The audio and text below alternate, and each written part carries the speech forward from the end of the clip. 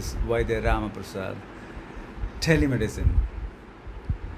Hi, this is Vaidya Ramaprasad, currently the education and coaching at Vaidya Grama.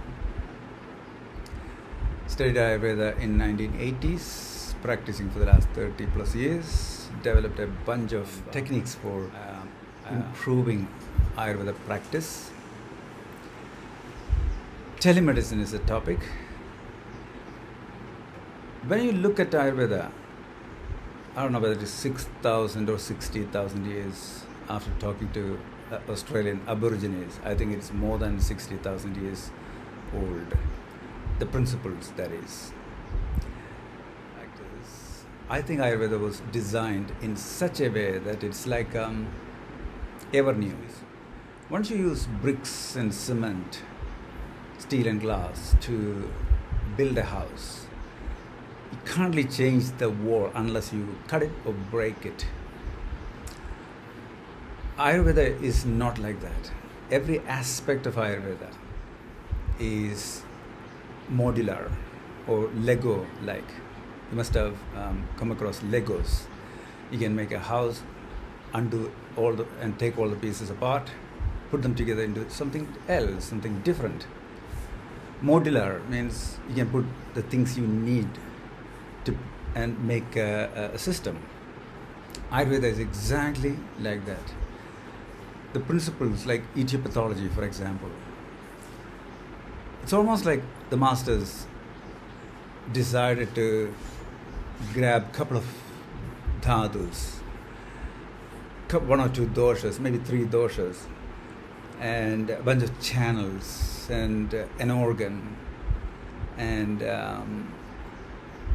put it together, shake it up, and what could be the possible disease there? That's how every pathology, every disease process has been developed. All of them are clinical in a way. You can see them in the clinic, and you can see them in the clinic almost every day, from the past, present, in the present and the future. So Ayurveda is futuristic in that sense. The methods of diagnosis, like Ashrasthana Parisha, which includes 12 different techniques, many of them are non-verbal, which makes it useful for distance consultation, distance treatment, distance diagnostics, distance diagnosis. For example, tongue analysis. You can get a bunch of pictures sent to you before the consultation, and a tiny bit of video, a video clip that shows how you stick the tongue out and pull it back. It takes 3-4 seconds. That's all you need. So along with the appointment booking, you get these patient details and the tongue pictures and video. And that's all you need. You can read the person as if you were inside their body and mind. Most of the techniques are useful for telemedicine. Pulse is very soon to be an integral part of telemedicine, because machines like Beta Pulse, iWatch, when they marry, what you get is accurate pulse reading. It's a bit more complex, more high-tech, whereas the tongue is much simpler. Sparsham, what is it? Pulse, Nadi, Mutra, Malam, Jihva, Shabdam, Sparsham. Sparsham is palpating the patient, that's what we learned. But it's also the vibration. I don't know whether you heard about the story. The king wanted the best healer in the country for the queen who was sick. And this particular healer the army picked up was an untouchable, because he was low caste. So he was given a thread that went through the window into the backyard, which he can feel and diagnose the queen. So the other end of the string is supposed to be held or tied on, held by the queen or tied onto the queen. So the healer could feel the vibration. A story says the healer said that this cow is going to have a healthy calf in 3 hours, and it did. Then the king realized he's a true healer, invited him into the palace, respected him, showed him all sort of respects that a true healer deserves. Now, this is practiced all over the Europe or European countries, America. When a person is gone missing, they would choose a scarf or a pen or a hat belongs to the person who is missing. And this particular person, the vibrationologist, would tell the police where the person is and what is he doing and why he took off.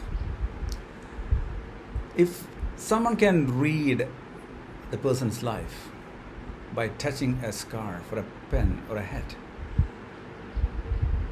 that's life, not even disease or health or body. It's beyond all these things. And a pulsologist can do the same thing. I've seen it. Many of us have seen it. So what I'm saying is there's a number of techniques. I'll show you some slides at the end. And they're all non-verbal and designed for distance healing. After the COVID, it became, the online consultation became more popular. The modern medicine, Western medicine, has taken up as that as a valid, acceptable, legal consultation method. The trouble with any consultation is this: there are many diseases where there's no tests to prove that this patient has a particular condition.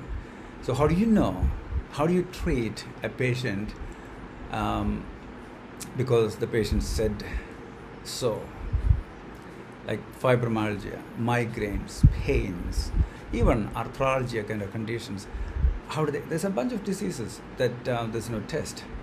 And if the patient resisting a test, how do we know whether the patient is confused, misled, mistaken, or want to test you to see whether you're real or fake? There has been a lot of incidents where a reporter would go to 10 different doctors, the same category, would tell them certain things and publish the note saying, these guys don't have any clue about health or diagnosis, let alone treatment. They shouldn't be treating. They shouldn't be in the clinic at all. So to go beyond this, the Western medicine has got a many techniques. Even most of them can be mostly accurate, and all of them can be sometimes inaccurate due to many, many reasons that we already know. So if you don't have something, a non-verbal technique, which means you know the patient before they tell you anything. Touch their pulse, you can read their body, health and disease. Look at their tongue, you can read the same thing. Touch them to feel their vibration. As they walk and sit in front of you, you analyze the gait over that 2 to 10 seconds and then made the diagnosis. There are experts who listens to your voice and tells you exactly what aspect of life, what part of life you're going through, which part of the body has got what disease, of which stage, which phase. So these are all listed under Ashtasthana Parisha, and there are 12 techniques. So the point I'm trying to make is this: Ayurveda is designed to be useful, effective, to be perfect for telemedicine right from the beginning. I don't know whether it's 6,000 or 60,000 years back. Thank you very much.